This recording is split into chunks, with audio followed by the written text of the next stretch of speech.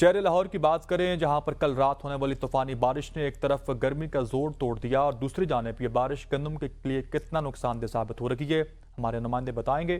اور محکمہ موسمیات بارش کے متعلق اب کیا پیشن گوئی کر رہا ہے؟ جی محمد علی ناصر بتائیے گا۔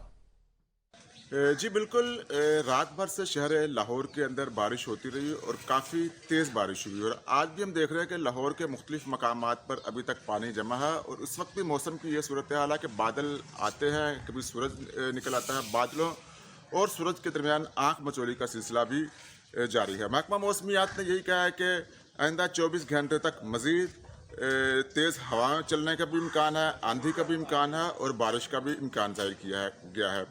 اس بارش کی وجہ سے ایک طرف تو گرمی کا زور ٹوٹ چکا ہے، کیونکہ وقت سے پہلے ہی ایسے لگ رہا تھا گرمیاں آ رہی ہیں، لیکن گرمی کا زور تو ٹوٹ چکا ہے۔ لیکن ایک خبر جو سی کسانوں کے حوالے سے ہے وہ اچھی خبر نہیں ہے، کیونکہ گندم کی کئی جگہوں پر کٹائی ہو چکی ہے اور اس بارش کی وجہ سے گندم کو کافی زیادہ نقصان ہو رہا ہے۔